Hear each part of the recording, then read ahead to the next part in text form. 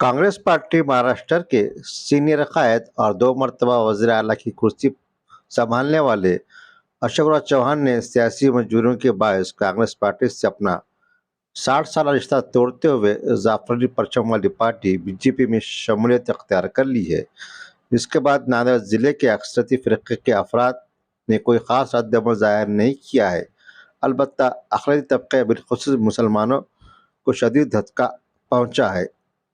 इसी के मद्देनज़र वरक़ा-ताज़ा चैनल के एडिटर नक़ी शादाब ने शहर नांदेड़ की मौजूद व ज़ी असर सियासी, समाजी व सहाफ़ती शख़्सियात से मुलाक़ात करके उनके तासुरात लिए, जो नाज़रीन की खिदमत में पेश है। जी एमजद साहब, नांदेड़ में जो कांग्रेस के सीनियर लीडर थे और साबिक़ा वज़ीर आला महाराष्ट्र अशोकराव चौहान ने गुज़िश्ता रोज़ बीजेपी में शमूलियत इख्तियार कर ली है और आज उन्हें राज्यसभा का टिकट भी बीजेपी ने दे दिया है। ऐसे में नांदेड़ के जो सियासी हालात भी बदल गए हैं, इस पर आपकी क्या राय है? देखिए, शंकरराव साहब चौहान ने अपनी जिंदगी में अपने लड़के अशोकराव चौहान को ऐसी तरबियत दी थी कि वो अवाम की खिदमत करें, ईमानदारी से करें, गैर मुतासिबाना करें और ये खिदमत कांग्रेस पार्टी की तरफ से करें। अशोकराव ने जब तक के शंकरराव साहब चौहान बक़ैद हयात थे इस पर अमल किया और उसके बाद उनके अहाते के लोगों में वो गुम हो गए और यहाँ तक हो गई कि वो नांदेड़ में अपने सिवा किसी को आला समझते नहीं थे। यही वजह हुई कि अब उनके जाने के बाद कोई दूसरी सतह का आदमी देखना मुश्किल हो गया है। अशोकराव ने जो इक़दाम किया, मैं ये समझता हूँ ये उन्होंने मुल्क, कौम, नांदेड़ के लोग और ख़ासकर मुसलमान जो नहीं चाहते थे उनसे गद्दारी की है। अपने लिए गद्दारी करना गलत है। उन्होंने अपना चमड़ा बचाने के लिए बीजेपी में शामिल हुए। जैसा कि सबको मालूम है कि आजकल बीजेपी तमाम चोर डाकुओं को एक जगह जमा कर रही है, मगर ऐसे भी लोग हैं कि जो जिनके ऊपर ईडी का गलत इस्तेमाल होने की वजह से उन्होंने अपने आप को जो है ईडी के हवाले किया और बाद में उसे जो है बेल लेकर बाहर आए। बहरहाल ये बहुत बुरी बात हुई कि अशोकराव साहब ने नांदेड़ वालों को ख़ास तौर पर जो धोखा दिया, नहीं देना चाहिए था। न सिर्फ उन्होंने अपने ईडी से बचने की खातिर जो कांग्रेस छोड़ी, बीजेपी किया और आज जो है बीजेपी में शामिल होकर राज्यसभा के मेंबर के लिए गए हैं और क्या क्या मिले हैं, यह सब कुछ नहीं। ये हमारे, तुम्हारे और सबके लिए, मुल्क के लिए गद्दारी है। लिहाजा मैं अपने तौर पर इसकी जो है निंदा करता हूँ और मैं चाहता हूँ कि हम मुसलमानों को चाहिए कि अपने तौर पर खड़े रहें, परेशान न हो। क्यों? अशोकराव कोई हमारे अंदाता नहीं थे, ना हमारे सरपंच थे। हम अपने सरपंच हैं। हकीकत में हमारे सरपंच तो हमारे नुमाइंदीन हैं। हम उनको जो है ज़्यादा से ज़्यादा एक जगह करने की कोशिश करें और नांदेड़ के मुसलमान, मैं समझता हूँ जहाँ तक हो सके सिवाय कांग्रेस के किसी दूसरी तरफ नहीं जाएंगे। हालांकि अभी से ही शुरू कर दिए हैं बाज़ पार्टियों ने अपनी तरफ दावत देना। वो दावत न समझते हुए मैं तमाम अपील करता हूँ कि तमाम मुसलमान नांदेड़ से जो कांग्रेस से ताल्लुक़ रखते हैं, खास ज़िले में हो, ताल्लुक़े में हो, शहर में हो, देहातों में हो, वो कांग्रेस से बंधे रहें। इसलिए कि आज हमारा मकसद बीजेपी को हराना नहीं है, बल्कि हमारा मकसद मोदी को हराना है। अगर मोदी हार जाता है तो बीजेपी आप खुद को ख़त्म हो जाएगी, वरना अगर मोदी आ जाएगा तो हमारी आज जो परेशानियाँ हो रही हैं, कई किस्म के हमारे ऊपर इल्ज़ामात लगाए जा रहे हैं, मारम पीटी हो रही है, यूनिफॉर्म सिविल कोड की धमकियाँ दे रहे हैं, नेशनल सिटीजन के बारे में धमकियाँ दे रहे हैं, फुना दे रहे हैं। ये सब जो है, अगर हम आज आगे चल के इंडिया आघाड़ी के लोगों को जो है वोट नहीं देंगे तो हमारा सबसे बड़ा नुकसान होगा। खुदा हाफिज। महाराष्ट्र के साबिका वज़ीर आला और कांग्रेस पार्टी के सीनियर विधायक जनरल अशोकराव चौहान ने आज बाकायदा तौर पर बीजेपी ज्वाइन कर ली।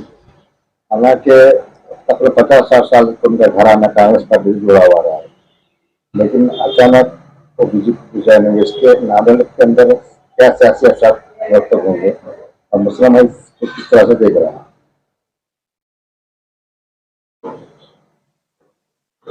कुछ तो मजबूरियां रही होंगी, यूं कोई बेवफा नहीं होता। भाजपा ने इख्तिदार हासिल करने के लिए हर जगह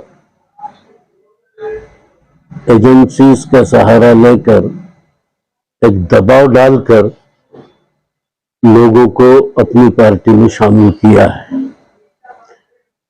और लोग मजबूर होकर, वो कोई आइडियोलॉजी से मुतासिर होकर या कोई दूसरी वजह से शामिल नहीं हो रहे हैं, लेकिन उनको जेल जाने का डर और दूसरी इंक्वायरीज का डर बतलाकर तो मजबूरन शामिल हो रहे हैं। और मैं समझता हूं कि अशोक राव के साथ भी यही कुछ हुआ होगा। खैर, सियासत है, इसमें ये सारी बातें चलते रहती हैं। हमें मुसलमानों के लिए वैसे ही आजकल जो हालात हैं तो वो इंतहा से ज्यादा नागुफ्ताबा हैं। हमको सब्र और इस्तिकामत के साथ हमारे भारत में जो आइडियोलॉजी ने अब तक हुकूमत की है, जो सारे धर्मों को, लोगों को, मुख्तलिफ मज़ाहब के लोगों को साथ में रखकर चलने की जो पॉलिसी और सेक्युलरिज्म के सहारे जो लोगों को बांध कर रखा था, उस आइडियोलॉजी को मजबूत करने के लिए हमें कोशिश करना चाहिए। अब रहा मुसलमानों के लिए क्या होगा, ऐसा कुछ नहीं रहता है। बकौल शायर, यूं ही डुबोता रहा कश्तियां अगर सैलाब, सतह आप पे चलना भी आ ही जाएगा। हमें हालात से डरने की कोई जरूरत नहीं है।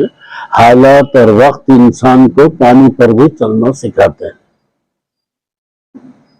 नादेड़ के जो मुस्लिम कुछ ऐसे लोग थे जो अशोक राव की शक्ति देखकर कांग्रेस ज्वाइन नहीं करते थे, क्योंकि अशोक राव वहाँ पे एक जगह मतलब वो एक ठिकाने पे लगा देते। अगर अब अशोक राव कांग्रेस पार्टी में नहीं है तो ऐसे में कुछ नए लोग ज्वाइन हो सकते, कांग्रेस में हो सकते हैं। होंगे ना, ये तो एक परवाह है। आज हर एक का नैमल बदल अल्लाह ने पैदा किया है। ऐसा नहीं है कि फला शख्सियत रहेगी तो ही दुनिया चलेगी, नहीं तो नहीं चलेगी। नए असबाब आते हैं, नए असबाब बनते हैं, नए लोग आते हैं और वो इस कश्ती को संभालते हैं और आगे चलते हैं।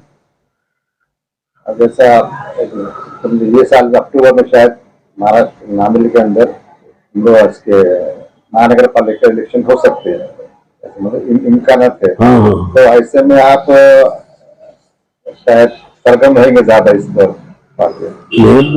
इंशाल्लाह कोई पॉजिटिव रोल हम करेंगे, देखेंगे। कोई अच्छा क़ियादत को कायम करने के लिए हम अपने तौर पर, अपने तौर पर जो भी हमसे बन सकता है हम करेंगे। मैं नांदेड़ से सीनियर जर्नलिस्ट मोहम्मद तकी बात कर रहा हूं। आजकल महाराष्ट्र के अंदर काफी सियासी जो है उथल पुथल आई हुई है और उसकी अहम वजह यह है कि हमारे नांदेड़ के एक सीनियर लीडर और कांग्रेस पार्टी के साबिका लीडर जनाब अशोकराव चौहान साहब ने अपनी पुरानी पार्टी कांग्रेस को इस्तीफा देकर बीजेपी में शमूलियत इख्तियार कर ली है। यकीनन उनके जाने से नांदेड़ की सियासत में एक खला पैदा हुआ है, क्योंकि अशोकराव चौहान थे तो कांग्रेस पार्टी के लीडर, लेकिन वो सारी पार्टियों के लोगों के काम करते थे और वो एक तरक्की पसंद और तामीरी जहन रखने वाले एक कायद थे और उन्होंने नांदेड़ और मराठवाड़ा के अंदर काफी काम किया है। अवाम का फलाई काम, तामीरी काम, कई प्रोजेक्ट लाए और वो उनमें इतनी कैपेसिटी थी कि वो कोई भी प्रोजेक्ट जो है बराबर मंजूर करके सेंटर से हो या स्टेट गवर्नमेंट से हो लेकर आते थे। इसी वजह से उनके साथ जो है हर मजहब, हर जात और हर समाज के लोग जुड़े हुए थे। अब वो उन्होंने कांग्रेस पार्टी क्यों छोड़ी और बीजेपी ही में जाने का क्यों फैसला किया, वो तो हम नहीं जान सकते। ये तो वही खुद बता सकते हैं कि क्या वजह थी, और ऐसी कोई खास वजह भी सामने आई नहीं। लेकिन हमारा ये कहना है जो यहाँ महाराष्ट्र में और खासतौर से मराठवाड़ा में जो सेकुलर फोर्सेस थी, अशोक राव के जाने की वजह से उनको नुकसान पहुंचा है। क्योंकि हम देख रहे हैं कि इस वक्त सारे हिंदुस्तान भर में सेकुलर ताकतें कमजोर होती जा रही है, बल्कि उनको कमजोर किया जा रहा है, और एक मखसूस मजहबी नजरिया रखने वाली पार्टी जिसको बीजेपी कहते हैं, वो मजहब और जात पात के नाम पर जो है हुकूमत कर रही है, लोगों को बेवकूफ बना रही है और इस तरह से मुख्तलिफ तरीकों से लोगों को अपने तरफ खींच रही है। तो ये जमहूरियत के लिए, हिंदुस्तान के दस्तूर के लिए ठीक बात नहीं है कि किसी भी पार्टी के लीडर को, बड़े लीडर को जबरदस्ती जो है पार्टी छोड़ने के लिए मजबूर किया जाए। नांदेड़ एक ऐसा मुकाम रहा है जहां पर हमेशा से हिंदू, मुस्लिम, सिख, ईसाई, यहाँ पर सिख समाज के भी काफी बड़ी तादाद में लोग रहते हैं, क्योंकि यहाँ एक बहुत बड़ा गुरुद्वारा गुरु गोबिंद सिंह जी का है, इस वजह से यहाँ सिखों की तादाद भी ज्यादा। तो यहाँ नांदेड़ में जो है हमेशा मजहबी जो है कोई जो है फिरकावारियत नहीं रही, और सब लोग, सब मजहब के लोग आपस में मिलजुल कर रहे हैं, सियासी मामलात में एक दूसरे के साथ रहे हैं, समाजी मामलात में रहे। तो और ये इसमें मेन रोल जो है चौहान फैमिली का रहा है। अशोक राव चौहान साहब के वालिद आजहानी शंकर राव चौहान साहब ने अपनी सियासी जिंदगी का सफर नांदेड़ से ही शुरू किया था, और वो हिंदुस्तान के बहुत बड़े लीडर बने थे। हिंदुस्तान की सियासत में उनका एक बहुत बड़ा अमल दखल रहा है, और वो खुद भी एक तरक्की पसंद जहन के मालिक थे। इसलिए उन्होंने नांदेड़ मराठवाड़ा में ब्रॉडगेज रेलवे लाइन लाई, जायकवाड़ी प्रोजेक्ट बनाया, और इस तरह से कई बेशुमार, जैसे SRT यूनिवर्सिटी उन्हीं के दौर में कायम हुई, उन्हीं कोशिशें हुई। तो ये खानदान जो है एक तरक्की पसंद जहन वाला रहा है, और जिसके साथ हर समाज का, हर मजहब का आदमी जुड़ा रहा। मैं यहाँ अशोक राव चौहान के कुछ उर्दू से मुतालिक कामों का जिक्र करना जरूरी समझता हूँ। जैसे कि यहाँ महाराष्ट्र के अंदर जो उर्दू एकेडमी कायम है, महाराष्ट्र स्टेट उर्दू साहित्य एकेडमी के नाम से जाना जाता है उसको, तो इसका क़याम भी शंकरराव साहब चौहान ही ने अमल में लाया था, और उन्हीं की वजह से ये एकेडमी कायम हुई थी जो आज तक है। और इसकी एक बॉडी रहती है जो मुख्तलिफ मेम्बरान पे, गैर सरकारी मेम्बरान पे मुश्तमिल होती है, और उर्दू के फलाह व बहबूद के लिए वो जो भी काम करना है करते रहते हैं। तो हुआ ये था कि एक शिवसेना की गवर्नमेंट थी उस वक्त, आपके मनोहर जोशी वजीर आला थे। उसके बाद क्या हुआ कि वो उर्दू के कायम हुई उर्दू अकेडमी, गवर्नमेंट खत्म होने के बाद में फिर वो उसकी बॉडी डिजॉल्व कर दी गई, तो कई सालों तक जो है बॉडी बनी नहीं थी। तो हमने जो है अंजुमन तरक्की उर्दू की जानिब से, मैं और हमारे इकबाल महजूल्ला साहब परभनी के मेरे दोस्त, और वो अंजुमन के सदर थे, आज भी हैं, हमने उनको निवेदन दिया 2-3 मरतबा मिले कि भाई आप उर्दू अकेडमी को फाल बनाइए, बॉडी डिक्लेयर कीजिए। तो उन्होंने जो है उसको कोशिशें की, और भी लोगों ने उनको मुतालबा किया, और वो एकेडमी की बॉडी बनी, और वो काम करना शुरू किया उसने। इस तरह से वो खुद उर्दू के जो है चाहने वाले थे, और उनके घर में भी उर्दू बोली जाती थी। अशोक राव जी के घर में इनके वालिद खुद उर्दू मीडियम से पढ़े हुए थे, इसलिए ये उर्दू के मोहब्बत करने वाले आए दिन में शुमार होते हैं। और इसी तरह से नांदेड़ में उर्दू घर की तामीर का जब मसला आया, तो अशोक राव चौहान ने खुद जाती तौर पर जो है आगे बढ़कर हुकूमत महाराष्ट्र के काबीना में जो है उसका प्रपोजल रखा, उसको पास करवाया, और उनकी कोशिशों से जो है महाराष्ट्र का सबसे पहला उर्दू घर नांदेड़ में कायम हुआ। उसका बाकायदा बड़े पैमाने पर इफ्तिताह किया गया था, सभी लोग आए थे। और उन्होंने जो ये उर्दू एकेडमी के अलावा ये जो उर्दू घर है, उर्दू घर को चलाने के लिए एक कमेटी जो है सरकारी तौर पर बनाई गई है, और उस कमेटी का नाम है सखाफती कमेटी उर्दू घर नांदेड़। तो ये कमेटी में भी जो है उन्होंने जिन लोगों को दिया, उनमें उन्होंने जो है मेरा नाम भी उसमें रखा। और उनकी, हालांकि मैंने उनको कभी नहीं कहा था कि मुझे कमेटी में लीजिए, लेकिन उन्होंने अपने तौर पर जो है मैसेज दिया कि हम आपको ले रहे हैं। तो इस तरह से कमेटी बनी, उसमें और भी दूसरे लोग भी हैं, रहमान सिद्दीकी साहब है, मुंतजिब है, और भी लोग हैं। तो ये इस तरह से उन्होंने उर्दू की कॉज के लिए काम किया और बिल्कुल खुलूस दिल से किया। अब इस तरह का कोई आदमी हमको यहाँ नहीं दिखाई देता है गैर मुस्लिम लीडरशिप में, चाहे वो किसी भी पार्टी की हो, कि वो उर्दू के काज के लिए या माइनॉरिटीज के तालीमी मसाइल के लिए कोई बढ़ चढ़कर जो है बड़ा इकदाम कर सके। ये जो है बहरहाल उर्दू का भी नुकसान है, उर्दू तालीम का नुकसान है, मैं समझता हूँ। अब क्या हो गया है कि अब अकेले जो है अशोक राव ही थे, क्योंकि शंकर राव साहब के अकेले वकील बेटे होने की वजह से वही उनके वारिस रहे हैं। अब वो चले गए बीजेपी में, तो जो सेकुलर अवाम है उनका बड़ा नुकसान हुआ, खास तौर से मैं कहूंगा कि मुसलमानों का। क्योंकि जब भी कोई इलेक्शन रहा और शंकर राव साहब एमपी के लिए खड़े रहे, एमएलए के लिए भी खड़े रहे, अशोक राव भी खड़े रहे, अशोक राव और शंकर राव साहब को यहाँ के लोगों ने, मुसलमानों ने एमपी बनाया, एमएलए बनाया। अशोक राव चौहान तो महाराष्ट्र के दो मरतबा वजीर आला रहे। तो ये इतने बड़े पोस्ट पर पहुंचना, इतनी तरक्की करना सियासत में, ये नादेड़ की वजह से ही हो सका है ना मुमकिन। यहाँ के लोग अगर उनका साथ नहीं देते तो वो आगे नहीं जा सकते थे। तो ये कि यहाँ चौहान फैमिली पर हम यहाँ के लोगों का एक बहुत बड़ा एहसान रहा है कि उनका हमेशा साथ दिया। अब उनके जाने के बाद एक बहुत बड़ा खला पैदा हो गया है कि अभी ये यहाँ नांदेड़ में या मराठवाड़ा में कांग्रेस का लीडर कौन है, क्योंकि अभी उस साइड का कोई लीडर दिखाई नहीं देता है। तो ये यहाँ के जो कांग्रेस के लोग हैं, कांग्रेस के साथ जुड़े हुए जो साबिक़ा कॉर्पोरेटर से जो आपके एमएलए है, वो भी सोचने पे मजबूर है।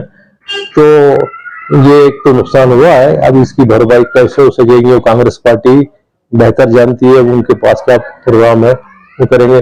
लेकिन ये है कि यहाँ की एक सियासत में बहुत बड़ा खला पैदा हुआ, और खास तौर से सेकुलर सियासत में, इसलिए हम सबको बहुत अफसोस है। मैं यूसुफ खान पटेल, मौलाना आजाद विचार मंच डिस्ट्रिक्ट प्रेसिडेंट नांदेड़ डिस्ट्रिक्ट।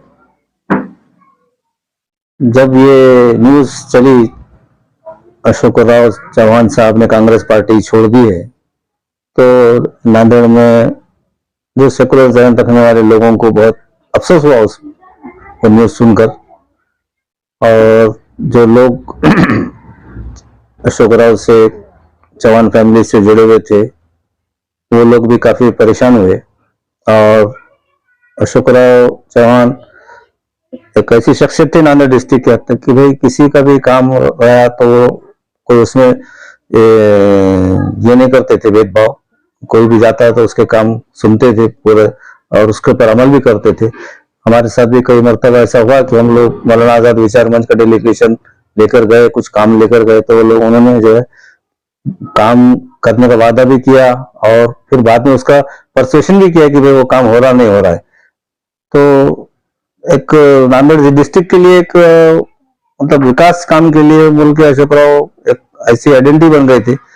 सब लोगों का उनको भरोसा था, खासतौर पर माइनॉरिटी के लोग उनसे ज्यादा अटैच थे। अब कांग्रेस पार्टी अब आगे यहाँ पर किसके हाथ में लीडरशिप देखती है, अब उसके ऊपर डिपेंड है। हमारा तो ये कहना है कि माइनॉरिटी के लोग तो कांग्रेस के साथ ही रहेंगे, और आज अभी तक तो कांग्रेस के साथ ही थे। आगे अब जो भी अगर कांग्रेस पार्टी, जो कांग्रेस के ऑब्जर्वर जो महाराष्ट्र लेवल के जो आएंगे नांदेड़ में, उन लोगों ने जो है किसी अच्छे जिम्मेदार को और उसमें साथ में मुस्लिम कम्युनिटी के लोगों को भी साथ में देकर एक यहाँ कर एक मजबूत बॉडी बनाना चाहिए, ऐसा मेरा एक सुझाव है।